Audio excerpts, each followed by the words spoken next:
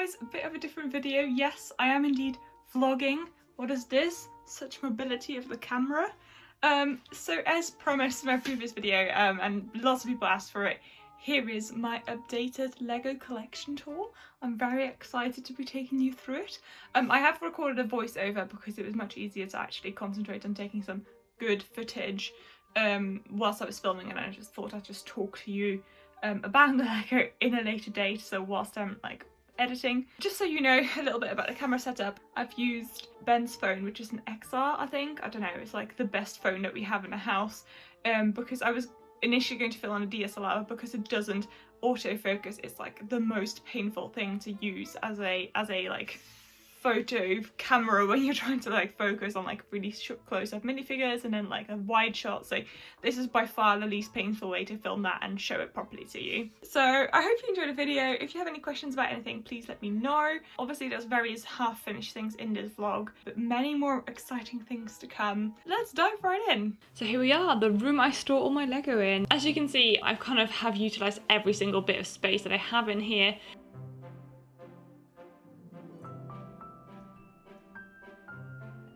As you can see, the bottom is dedicated to storage of random bricks and bits that I've acquired over time, and as you go up, that's where all the Lego sits on display. This is constantly evolving, constantly changing as I add and change and mock things around. The top of this cabinet being a prime example, as that's the thing that's most recently changed.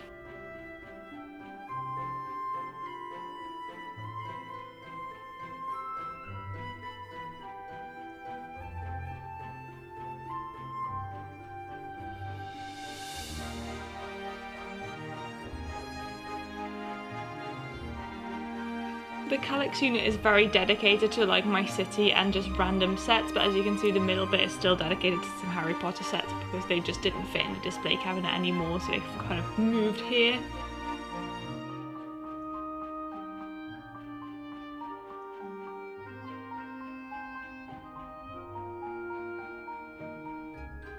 Also, when filming this, I realised that my brickhead Harry had his glasses on wonkily. How sad. Poor Harry.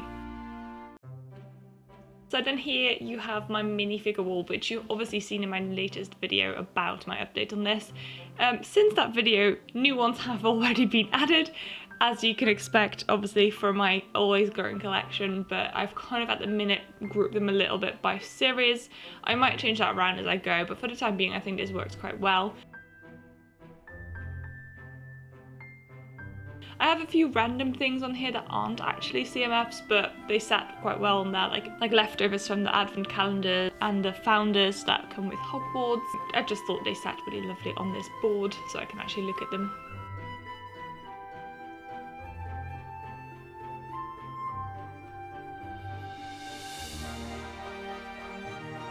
See, I didn't realise how many Disney CMFs I had. Probably my favourite collection next to the Harry Potter ones. There's only a few I still need of it. One day I may persuade myself that £10 for figures is a sensible price to pay. And here you have my Diagon Alley. This is probably the next area of attention for my city, where I'm hoping to add some more details, some more pavement in front. I've obviously over time I've been adding lots of random figures because I kind of liked bringing it to life with lots of wizards that are shopping and people. It's still one of my favourite sets that Lego's done. I absolutely love Diagon Alley. I can't wait to add more detail to it.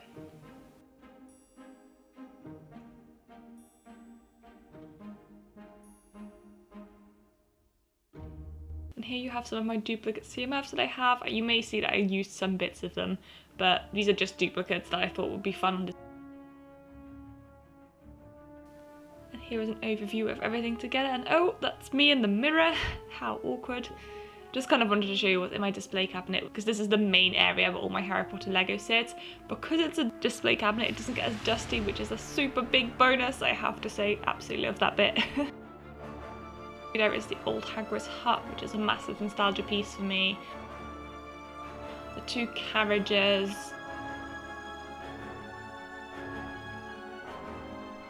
Then you can see that I've changed the bottom display to be the Hogwarts. I've had to mock and be creative with it a little bit just to kind of make sure that all the bits fitted in. And as you can see, I haven't actually got the astronomy tower yet, partially because actually there's no room in here to put it. I will get it at some point.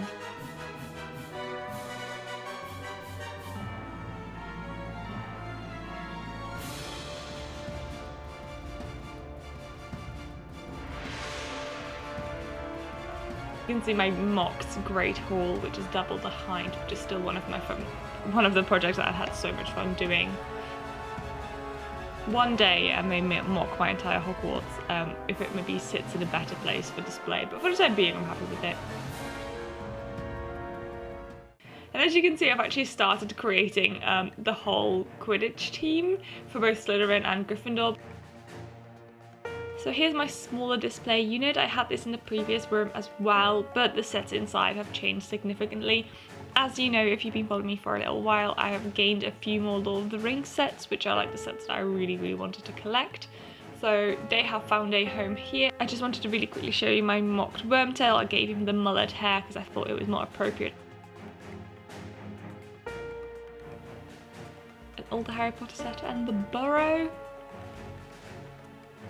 Still have one of my favourite sets. And then here you have an overview of the room again, and then my desk on which I work, as well as my Lord of the Rings skyline, which I absolutely love. Privet Drive, for which I haven't got room at the minute, and then Rivendell, which I have sitting on my desk because it's one of my favourite sets, and I've added extra figures to it who would have been there because it's just such an amazing set. It's probably my favourite. So let's move into the city, one of my favourite areas at the moment, the one that I definitely dedicate a lot of time to. It's expanded so much in the last few months, guys. I am slightly embarrassed to see how quick it's grown, but it's mostly detail rather than actually full sets. The exception being Ninjago City Gardens, which is one of my all-time favourite Lego sets. It's so beautiful. As you can see, I've added some more water on the side, added some more figures as well, just to create that detail, because detail makes all the difference.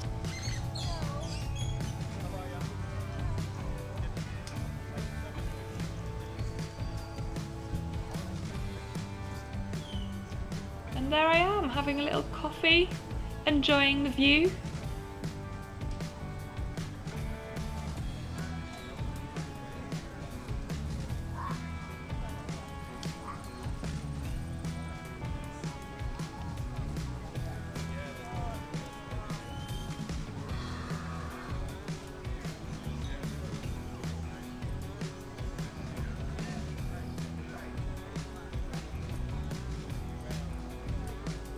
And here's the Spring Lantern Festival, about which I haven't actually made a video yet. Such an amazing set though, I really love it. I kind of integrated it into the city straight away, which is why I never did a separate review on it. I absolutely love the set, it was really worth the money. The detail is fantastic.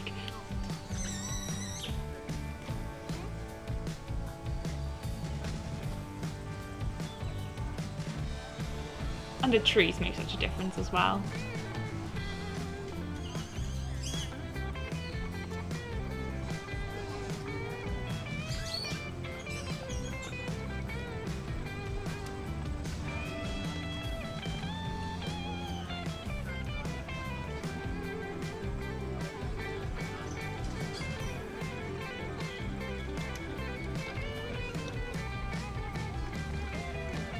And then there is Chinatown, one of the areas I was talking about in the most recent video, where my Central Perk Mox lives as well. This is a plan to be tiled completely at some point in the future, but you all know if you make cities how hard it is to get enough dark bluish grey tiles. So this is going to be a long haul project to add all the tiles I need, but it's still a favourite area of mine. It's so colourful. I'm really glad I can officially integrate this in the city. And on here, temporarily, I have the Winnie the Pooh mock. Follow me on Instagram, you would have seen that I'm actually going to be placing the Bookshop modular here, as well as a mock of the ramen shop.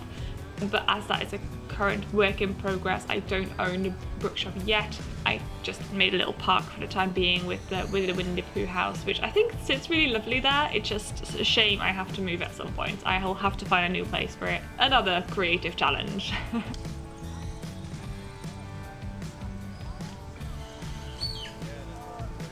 And here's the overview of the city again. Honestly, I'm so pleased with this place.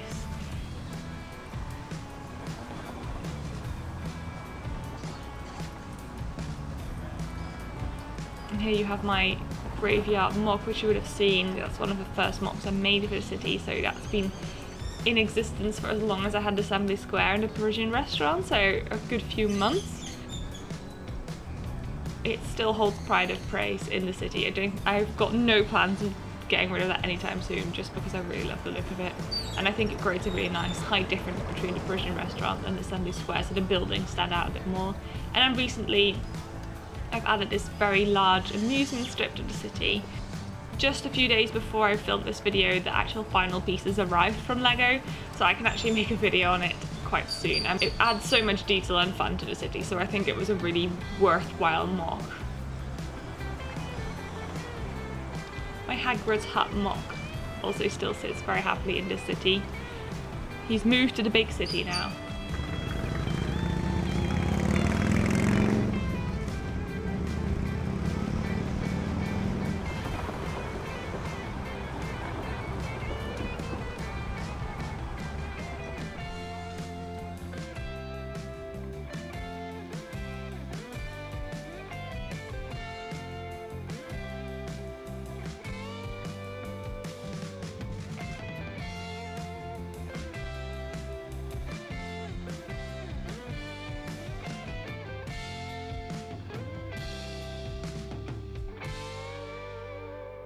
Now let's see what nighttime looks like. I just took a little shot of this whilst it was still light. You can kind of see how bright the lights are, a little bit better than when you film this in the dark.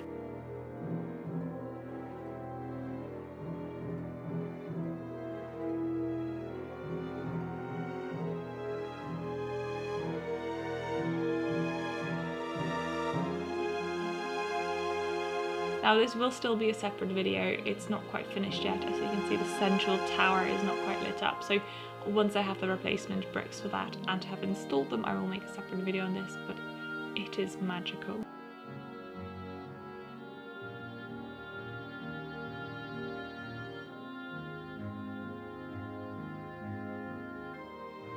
You can see the burrow, which is the first kit that I actually lit up to try out if I liked it. And once I lit that up, I realised I need to do this with so many sets because it adds so much life and loveliness to the city. I actually haven't got the lights on very often, but when I do, it's like a whole new world every time.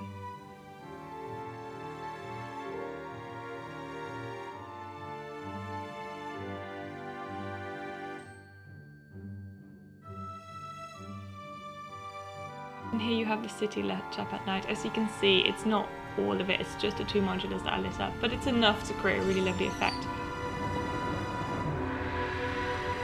As I said in the text a minute ago, it doesn't actually look this bright in real life. It's a little bit dimmer and a bit more in keeping, but it really adds such a lovely, vibrant effect.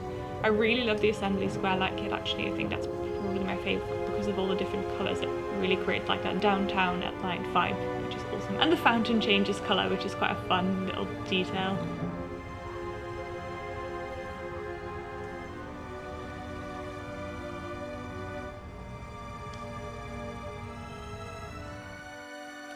And here's a really quick overview of the interiors of Hogwarts. I will do a better video on this in the future, I promise.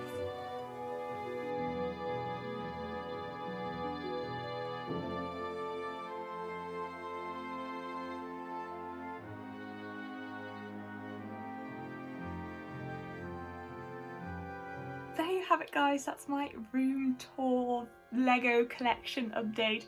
As you can see, it's substantially grown again. Wonder how that keeps happening. It's 100% never the plan, but it just seems to be expanding of its own accord. Such a problem, really. So yeah, that's kind of all I have to say, really. Thank you so very much for watching, and I'll see you in the next one. Howdo!